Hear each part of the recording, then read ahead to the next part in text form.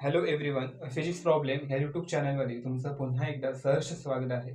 बघा, आपण current इलेक्ट्रिसिटीचे numericals बघत होतो. फर्स्ट पार्ट मध्ये आपण थोडे न्यूमेरिकल्स बघितले. आता आपण सेकंड पार्ट मध्ये थोडे राहिलेले सगळे न्यूमेरिकल्स घेणार आहोत. आता बघा, फर्स्ट आपण स्टार्ट करूया. Two resistances X and Y in the two gap of metre bridge gives the null point dividing the wire in the ratio of 2:3. आता एक्स अँड वाय हे रेजिस्टन्स दिले आहे आणि मीटर ब्रिज म्हटलंय. Metre ब्रिजची concept लागणार इकडे. Okay. आणि त्या वायरचा नल पॉइंटचा लेंथचा रेशो दिलेला आहे 2:3. If each resistance is increase by 30 ohm, म्हणजे ते जे रेजिस्टन्स आहे ते 30 ने इन्क्रीज केले तर न्यू नल पॉइंट आपल्याला मिळतो, त्यांचा रेशो मिळतोय 5:3. आणि कॅल्क्युलेट इच रेजिस्टन्स, म्हणजे आपल्याला एक्स अँड वाय फाइंड करायचा आहे. कंडिशन दिलेली आहे आणि आपल्याला फाइंड करायचं. तर आता आपल्याला इकडे लागणार आहे मीटर ब्रिजची कन्सेप्ट, मीटर ब्रिजची थेरी लागणार आहे. मीटर ब्रिजची थेरी काय आहे? आपण अननोन रेजिस्टन्स फाइंड केलेला, एक्स फाइंड केलेला ना मीटर ब्रिज मध्ये. एक्स इज इक्वल टू काय होता? R into L X upon L R असा होता. आता हा एक्स एका साईडला होता. मीटर ब्रिजच्या लेफ्ट गॅप मध्ये एक्स होता आणि राईट गॅप मध्ये रेजिस्टन्स बॉक्स हा आर होता. आणि लेंथ आपण फाइंड केलेली L X and L R. म्हणजेच आपण लिहिताना असं लिहिलेलं पहिल्यांदा स्टार्टिंगला, X upon R is equal to L X upon L R, आणि हा आर इकडे फक्त डिवाइड केलेला. आता आपल्याला हा रेशो लागणार आहे. ह्याच्यावरनं हा फाइंड करू शकतो. हा जर इकडे डिवाइड केला तर आपण X upon R is equal to L X upon L R मिळणार.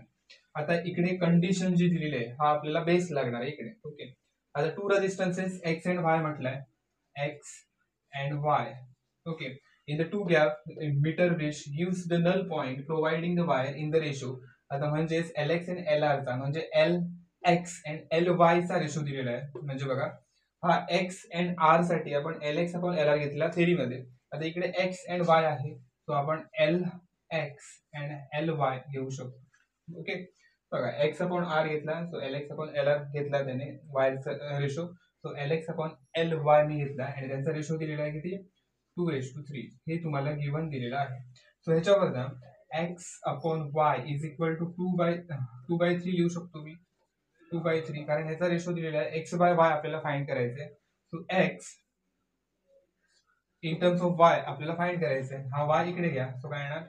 2/3 इंटू वाय. ह्याला इक्वेशन 2 द्या. ओके. आता नेक्स्ट नंतर काय म्हटलं बघा, कंडिशन दिलेली आहे. If each resistance is increase by 30 ohm, म्हणजेच कंडिशन, गिवन कंडिशन म्हणूया आपण. गिवन कंडिशन काय आहे? आता each resistance increase by 30 ohm, so X plus 30 करतो मी, divided by Y plus 30. So X plus 30 upon Y plus 30, म्हणजेच याचा नल पॉइंट एक्स प्लस 30 असणार. सो एक्स अपॉन वाय असेल तर L X upon L Y घेतो. So मी L X plus 30 upon L Y plus 30, म्हणजे ह्यांचा null point आपण फाइंड करतो. ह्यांचा रेशो आपण फाइंड केला ह्या फॉर्म्युलाने, ह्या बेस फॉर्म्युलाने घेतो. बेसिक लक्षात ठेवा, बेसिक काय. सो ह्याचा रेशो किती दिलाय? 5/6 दिलेला आहे. सो घेताना आपल्याला X plus 30 upon Y plus 30 is equal to 5/6 घ्यायचा आहे, कारण आपल्याला एक्स अँड वाय फाइंड करायचं. सो हा आपल्याला गिवन दिलेला आहे. आणि हा कसा आलाय? ही थेरी आपण यूज केली. एल लेंथ दिली, लेंथचा रेशो दिलेला, हा नल पॉइंट आपण लेंथ वरनं फाइंड करतो. Okay. So X plus 30 upon Y plus 30 is equal to 5/6 लिहा. सो एक्स प्लस ह्याच्यावरच लिहितो मी 30 upon Y plus 30 is equal to 5/6. आता हा क्रॉस मल्टिप्लिकेशन करा. सो 6 इकडे मल्टिप्लाय होणार, 6 into X plus 30 is equal to, हा 5 इकडे मल्टिप्लाय होणार, 5 into Y plus 30. So 6 into X 6x येणार, प्लस 6 इंटू 30 काय येणार? Okay. 6 into 30 180 is equal to 5 into X multiply 5 into Y, so 5y plus 5 into 30 150. So इकडे आपण x ची value लिहिलेली, एक्स ची व्हॅल्यू 2/3y आहे. पहिल्यांदा 180 आणि 150 या साईडला घ्या. So 6x is equal to 5y मी लिहितोय, हा 180 ह्या साईडला घेतोय, प्लस 150 प्लस 180 हा ह्या साईडला गेल्यावर काय होणार, मायनस 180 होणार. So 6x is equal to 5y. आता 150 मायनस 180 आपल्याला काय मिळणार, मायनस 30 मिळणार. आता आपल्याला x ची व्हॅल्यू दिलेली आहे, x ची व्हॅल्यू टाका याच्यामध्ये. x ची व्हॅल्यू काय आहे, 6 इंटू 2/3y मी टाकली, x ची व्हॅल्यू टाकली, is equal to 5y minus 30. आता हा जो आहे, हा y, हा स्मॉल y कॅपिटल y, इकडे कॅपिटल Y यूज केला, त्यामुळे मी हा कॅपिटल Xच म्हणतोय, कारण इकडे Y आहे. कॅपिटल X, कन्फ्युज होऊ नका, एकच X आहे तो. ओके, 6 इंटू एक्स ची व्हॅल्यू मी ही टाकली 2/3y आणि हा 5yच घेऊया. ओके, कॅपिटल Y केला, बाकी काय केलेलं नाही. ओके, आता 6 इंटू 2/3 काय होणार, हा 2 होणार, 2 into 2 4y is equal to 5y minus 30. Okay, so 5y इकडे घ्या, सो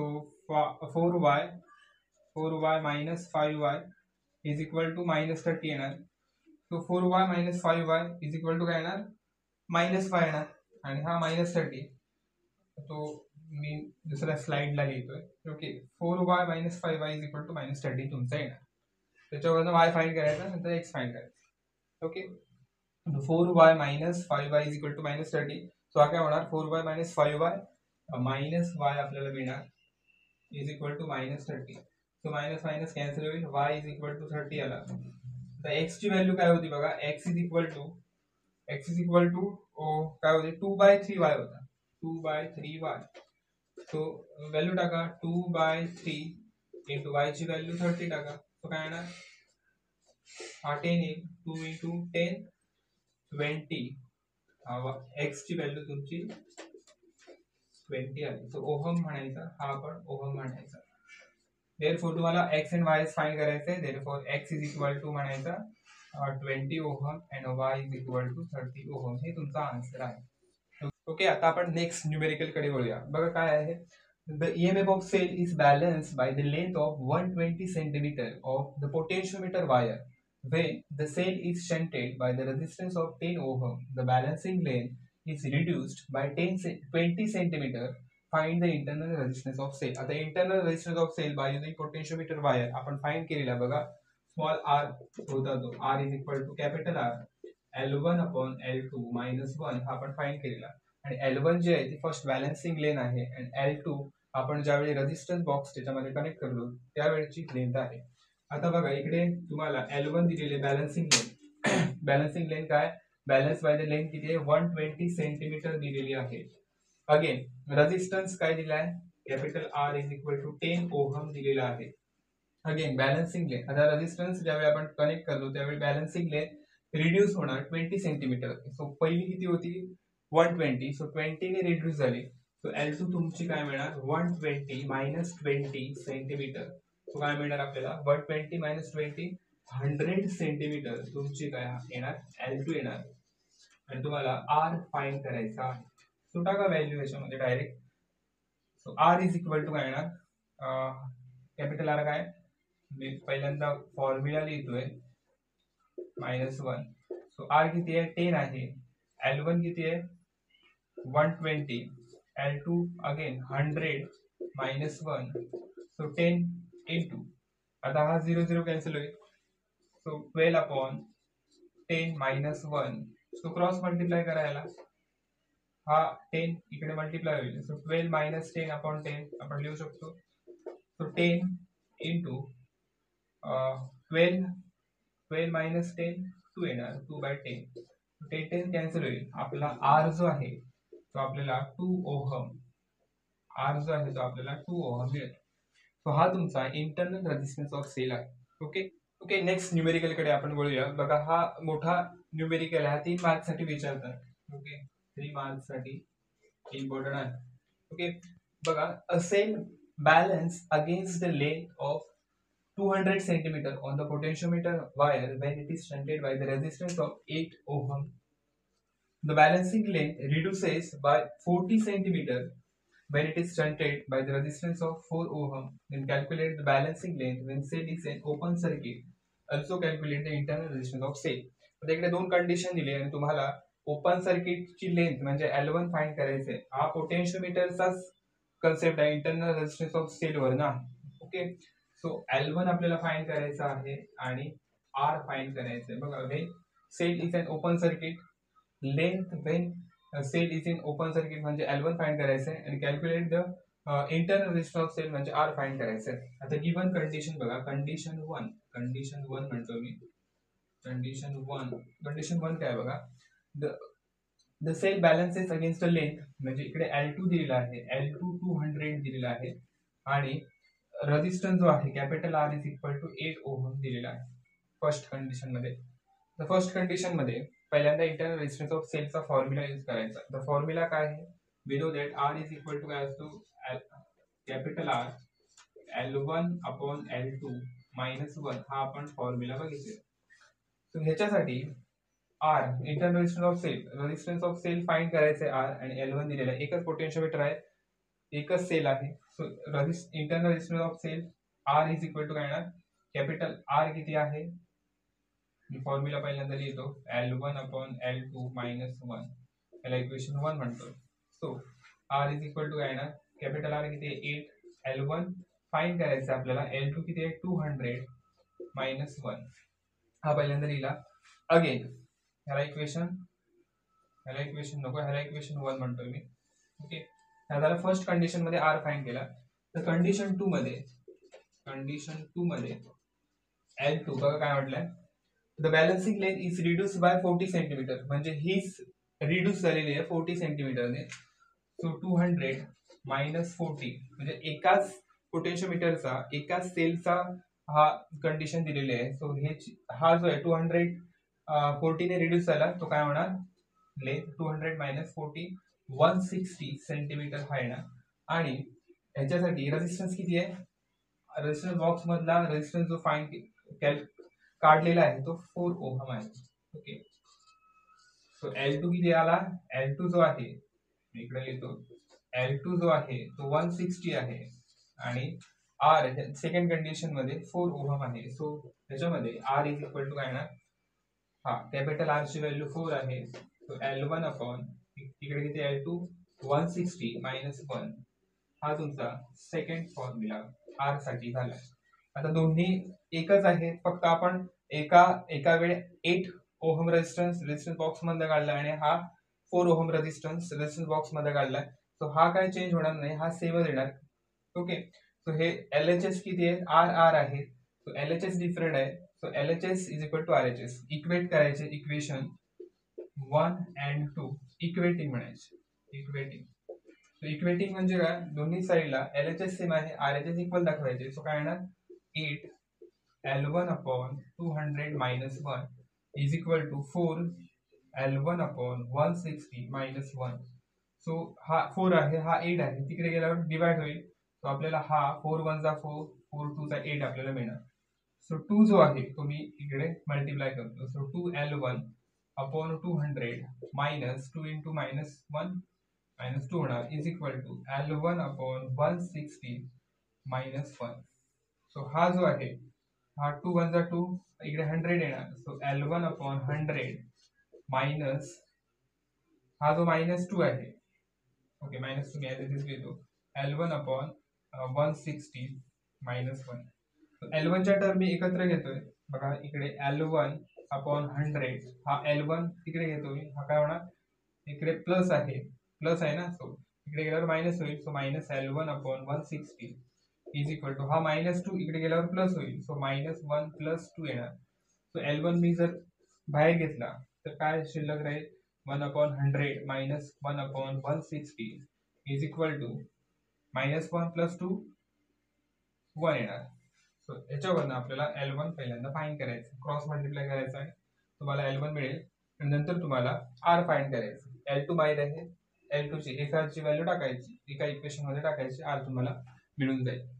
ओके, बघा इथपर्यंत आपण आलेलो. सो L1 क्रॉस मल्टिप्लाय करा, L1 बघा 160 इकडे मल्टिप्लाय होईल, 160 मायनस हा 100 इकडे मल्टिप्लाय होईल. 160 मायनस 100 अपॉन 160 मायनस 100 अपॉन ह्या दोघांची पण मल्टिप्लिकेशन येणार 100 इंटू 160 इज इक्वल टू काय येणार 1. सो L1 160 मायनस 100 आपल्याला 60 मिळेल आणि हा 100 इंटू 160 इज इक्वल टू 1 लिहितो मी. सो हा 0 कॅन्सल होईल. ओके, आता हा जो आहे L1 इज इक्वल टू हा तिकडे घेतल्यावर काय होणार, हा जो डिवायडेशनला आहे तो मल्टिप्लाय होणार आणि हा 6 डिवाइड होईल. सो 100 इंटू 16 अपॉन 6 आपल्याला मिळेल. सो हा करा 16 अपॉन 6 2. ओके, पहिल्यांदा 2 लागेल, नंतर हा काय होणार 6 मायनस 2 4 6. ओके, 6 येईल, अगेन हा 4 येणार, अगेन 6 येईल. तो हा जो आहे 2.666 आपल्याला मिळतोय. तो 100 इंटू 2.666 कंटिन्यू येत राहील तो. अगेन आता 100 आहे, 100 मल्टिप्लाय केल्यावर पॉईंट पुढे जाईल. सो 266.6 तुमचा काय मिळणार, तुम्हाला L1 मिळेल. हा तुमचा सेंटीमीटर मध्ये.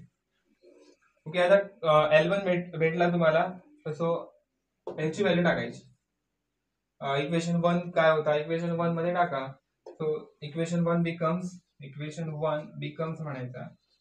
इक्वेशन 1 काय होता बघा, R is equal to equation 1 हा एंड होता L1 अपॉन L2 ची व्हॅल्यू 200 होती आणि मायनस 1 होता, हा आपण फाइंड केलेला. सो R इज इक्वल टू काय येणार, L1 ची व्हॅल्यू आपण फाइंड केली की ते बघा 266.6. So 8 L1 266.6 upon 200 minus 1. So 8 हा 200 इकडे मल्टिप्लाय करा, 266.6 मायनस 200 अपॉन 200 येणार, अपॉन इज इक्वल टू काय बघा 266.6 मायनस 200 266.6 मायनस 200.0 हा 6 ॲज इट इज येईल, हा 0 येणार. सो काय येणार 66.6 8 इंटू 66.6 अपॉन 200. हे करा, हा जो आहे हा जो 2 आहे तुम्ही हे करतोय तो काय होणार, इकडे 100 येणार आणि इकडे 4 येईल. 4 मल्टिप्लाय हा केला तर आपल्याला काय मिळतो बघा 66.6 इंटू 4 काय होणार, 4 इंटू 6 24, 24 चा 4 carry 2, again 24 plus 2 26 carry 2, again 24 26 1 266.4 266.4 divided by 100 जर केला तर तुम्हाला R जो मिळतोय हा 100 जर डिवाइड केला तर 2 पॉईंट पुढे जाईल. सो R जो आहे 2.664 तुम्हाला मिळणार. हा तुमचा इंटरनल रेजिस्टन्स ऑफ सेल आहे. इकडे मी लिहितोय R is equal to 2.664 ohm. हा तुमचा इंटरनल रेजिस्टन्स ऑफ सेल आहे. नॉर्मल मल्टिप्लिकेशन आहे. जर कॉम्प्लेक्स पॅटर्न असेल तर लॉग टेबल यूज करायचं. ओके, नेक्स्ट न्यूमेरिकल कडे आपण बोलूया. बघा इकडे काय दिलंय, calculate the value of shunt which when connected across the galvanometer of resistance 38 ohm will allow 1/20 of the current to pass through the galvanometer. आता इकडे तुम्हाला calculate the value of shunt म्हणजे आपण बघितलेलं बघा, गॅल्व्हनोमीटर कन्व्हर्टेड इनटू ॲमीटर, त्याच्यामध्ये shunt आपण find केलेला. सो त्याचा जो फॉर्म्युला होता S is equal to G into I G upon I minus I G आपण फाइंड केलेला. आणि आय जी हा current passing through the galvanometer आहे, जी जो आहे तो रेजिस्टन्स ऑफ गॅल्व्हनोमीटर आहे ऍज इज शंट आहे, आणि आय ची value total current pass through the circuit. So इकडे गिवन जी दिलेला आहे तुम्हाला बघा, जी म्हणजे resistance of galvanometer of resistance किती दिला आहे 38 ओहम दिलेला आहे, आणि will allow 1/20 of the current pass through the galvanometer दिलेला आहे. सो तुम्हाला Ig ची व्हॅल्यू दिलेली आहे, Ig is equal to 1/20 of I. ही कंडिशन दिलेली आहे, त्यानुसार आपल्याला हा फाइंड करायचा आहे. तो बघा याची व्हॅल्यू मी लिहितोय, देअरफॉर एस ची व्हॅल्यू लिहा, एस ची व्हॅल्यू जी किती आहे, अगोदर मी फॉर्म्युला लिहितो G I G upon I minus I G. Okay, आता जी ची व्हॅल्यू 38 आहे, आय जी ची व्हॅल्यू किती आहे 1 अपॉन याच्यावर मी आय ची व्हॅल्यू लिहू शकतो का, this belongs to I is equal to 20 into I G लिहू शकतो. ओके, हा तुम्हाला इझी पडणार. ओके, आय ची व्हॅल्यू 20 इंटू आय जी टाकायची, हा आय जी मी ऍज इट इज लिहितो. आय ची व्हॅल्यू काय येणार 20 into I G minus I G. Okay, आता बघा 38 आहे. ओके, 38 आय जी आहे, हा आय जी जर मी कॉमन घेतला, इकडे आय जी आहे इकडे आय जी आहे, सो आय जी कॉमन घेतला तर इकडे काय येणार 20 आणि इकडे काय -1 आहे. सो आय जी कॅन्सल होईल, आपल्याला एस फाइंड करायचं आहे. ओके, 38 अपॉन 20 मायनस 1 काय येणार 19 येणार. सो 19 2 चा 38 असतो, सो 2 तुमचा शंट रेझिस्टन्स येणार. बघा एवढं सिंपल कॅल्क्युलेशन आहे. जर तुम्हाला अशी कंडिशन दिली तर एका फॉर्म मध्ये काढायचे. एक तर तुम्ही आय जी हा डायरेक्ट पुट करू शकता किंवा आय ची value in terms of I G put करू शकता. सो हा मी in terms of I G put केला, आय ची व्हॅल्यू, आणि ते फाइंड केलं. जेवढं इझी करता येईल तेवढं कॅल्क्युलेशन करायचं. ओके, आता नेक्स्ट न्यूमेरिकल कडे आपण वळूया. बघा, a voltmeter has resistance 30 ohm. What will be the reading when it's connected across the cell of EMF 2 volt having internal resistance of 10 ohm दिलेला आहे. आता गिवन काय काय दिलंय पहिल्यांदा लिहा. व्होल्ट मीटर चा तुम्हाला काय फाइंड करायचं आहे, voltmeter of resistance what will be the reading when it is connected across the cell of EMF. म्हणजेच व्होल्ट मीटर व्ही फाइंड करायचं आहे, पोटेन्शियल डिफरन्स फाइंड करायचं आहे. बघा पहिल्यांदा तुम्हाला आर दिलेला आहे, गिवन म्हणा, given R is equal to 30 ohm. आता देन काय म्हटलं ईएमएफ ई ची व्हॅल्यू दिली आहे किंवा एप्सिलॉन म्हणा, epsilon is equal to 2 volt having internal resistance small r आपण घेतो, इंटरनल रेझिस्टन्स 10 ओहम. आता तुम्हाला व्ही फाइंड करायचं आहे. तर व्ही जो असतो V is equal to according to potential difference V is equal to काय असतो आय आर. रिडिंग आपण व्होल्ट मीटरचं रिडिंग पोटेन्शियोमीटरने आपण फाइंड करतो, आणि पोटेन्शियोमीटर हा व्ही ने डिनोट केला, पोटेन्शियल डिफरन्स जो आहे तो व्ही ने डिनोट केला जातो. So V is equal to I R येणार.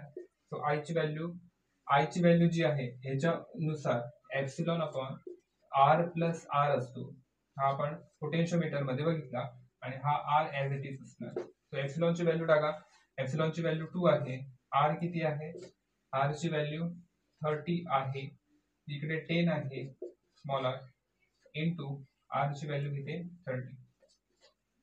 सो 2 अपॉन हा 40 येणार इंटू 30. सो 0 0 कॅन्सल होईल.